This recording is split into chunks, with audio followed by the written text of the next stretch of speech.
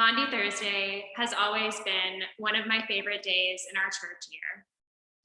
During the time when I served as a parish administrator, Holy Week was usually a bit of a blur, but I would always be sure to surface from my pile of worship bulletins and deluge of last-minute crises to attend the evening Maundy Thursday service at the parish where I was a member. The service always felt like the moment of calm in the middle of a storm, a time to connect deeply with the Christian community that formed the bedrock of my life in DC. I love the wonderful, uncomfortable intimacy of foot washing, and at my home congregation, Maundy Thursday Eucharist always felt especially like a meal shared between friends.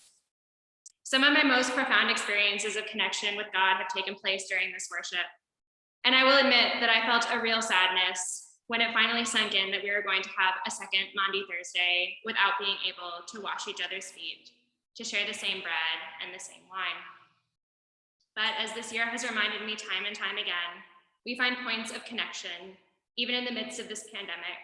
And a book of poems by Jan Richardson, lent to me by a friend in my seminary community, provided the words that I needed to start this Maundy Thursday reflection. In the poem, Blessing You Cannot Turn Back, Richardson writes, as if you could stop this blessing from washing over you, as if you could turn it back, could return it from your body to the bowl, from the bowl to the pitcher, from the pitcher to the hand that set this blessing on its way. As if you could change the course by which this blessing flows. As if you could control how it pours over you, unbidden, unsought, unasked, yet startling in the way it matches the need you did not know you had. As if you could become undrenched. As if you could resist gathering it up in your two hands and letting your body follow the arc this blessing makes. As if you could stop this blessing, as if you could turn it back, as if you could change the course, control it, resist it. While Jan Richardson is clearly reflecting on the passage from the Gospel of John we just heard, when I first read this poem, I could not help but think of the tidal wave that was this last year. For the past 13 months, our lives have been largely shaped by forces outside our control, by events that cannot be undone. Our lives are fundamentally different now, different in ways that are both terrible and wonderful. We grieve the loss of life, stability, and safety we have all experienced because of this pandemic. We stand in collective judgment in the light that shines so much more clearly on the racism and inequality that rends the fabric of our collective life.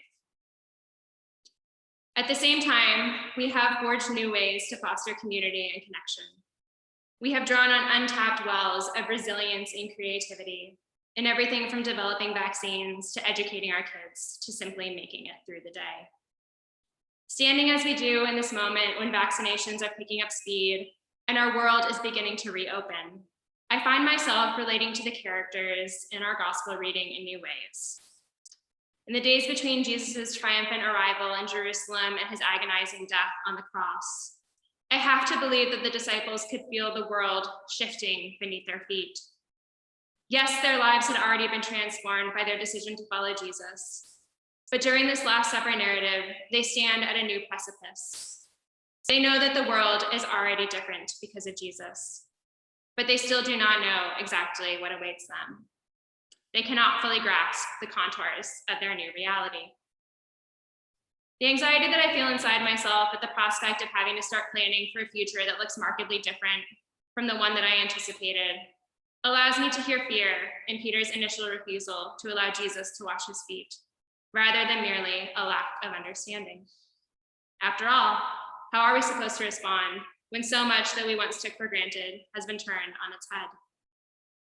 I sense a new poignancy in Jesus' words, "Little children, I am with you only a little longer," when I think about how all our usual reference points for normalcy have moved over the past year. Just as the disciples had to begin to envision a life without Jesus physically present among them, so we must discern the orientation of our post-pandemic lives. This Maundy Thursday, we find ourselves perfectly situated in the tension between the now and the not yet, that sits at the very center of our experience as Christians, as people who believe that Christ had died, risen, and will come again. We may know how the Holy Week story ends, but we can't know the ending that God has planned for this world or for our own specific stories. And if you're anything like me, this ambiguity is not a particularly comfortable place to inhabit. As people who live in a society that values goals and progress and action, how are we to faithfully embrace the space of not knowing? Thankfully, today's gospel gives us the point from which we will always find a place to begin, in Jesus' commandment to love one another, just as he loved us. Returning to Jan Richardson's evocative language, we cannot be undrenched by the events of this past year or the uncertainty that is always present in our lives. At the same time, we also cannot be undrenched by the waters of our baptism or by the blessing of love that God continues to pour into us, into the whole of creation, even now. When we love one another, we are able to swim deeper into this vast ocean of God's love and find the support necessary to navigate the difficult periods of our individual and collective lives. My friends, although we have only known each other a short time and mostly online, I know that St. James is a community that knows how to love. I've seen the love and care that you show for one another in your commitment to remaining a community in this time of social distancing, and in the genuine delight you take in each other's company. I have also seen the love that you hold for your neighbors in the work that many of you participate in here at St. James and through the course of living out your particular vocations and ministries. Work that is for the furthering of justice and for the nourishment of people who may never be a part of this parish. This love is a gift from God. It is not something meant to be held close or jealously guarded. Rather, we are called to spread it out in an ever-widening circle, expanding it to ever more people, no matter what circumstances we find ourselves in. Over the coming days, we will hear the story of Jesus' betrayal and trial, his crucifixion and resurrection. We will be reminded, as we are each Holy Week, that God's love is greater than anything we can possibly imagine, capable of holding fear and anticipation, grief and joy, capable of overcoming even death. We will also journey with Jesus and his disciples as they move through their space of uncertainty. We will bear witness as the bonds of love that unite them are tested, broken, and yet ultimately redeemed. And so as we continue to walk this path, perhaps we can give ourselves permission to not have all the answers. Perhaps we can allow ourselves to rest more fully in the mystery of this Triduum.